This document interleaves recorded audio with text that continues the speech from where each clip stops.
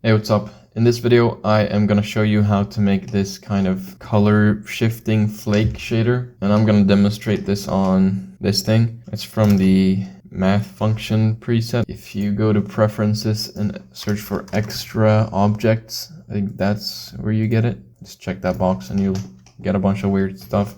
So I'm going to go into material preview and make a new material. Let's make this metallic. First of all, let's bring down the roughness somewhere there. And let's start by making the flakes.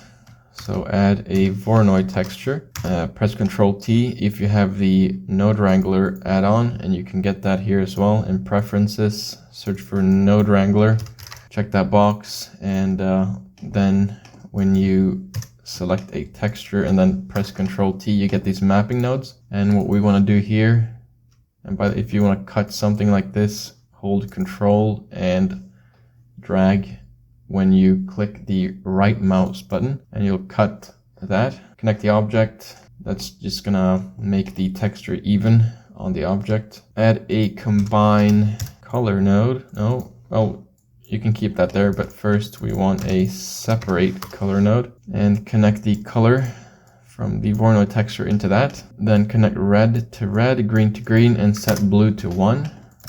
And add a normal map. And then connect that to the normal here. And now we have some flakes, but these are a bit extreme, so you can adjust that with this slider, the strength slider here. I'm gonna set it to 0.2 for now. And if we wanna increase the kind of amount here, just adjust the scale here.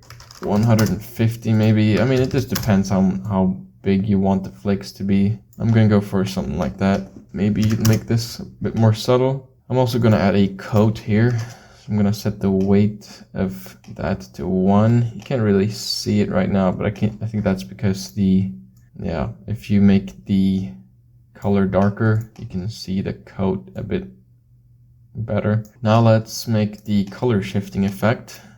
So I'm going to add a layer weight node and then a color ramp.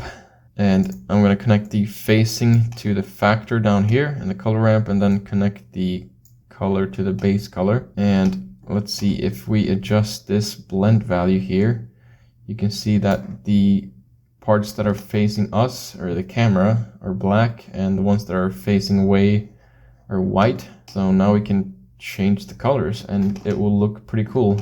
Let's go for something like that. It's pretty cool. I mean, you could go crazy, and if we set this to HSL and then far, I mean, now it's a rainbow. So you could do whatever you want, really. And yeah, that's it. Bye bye.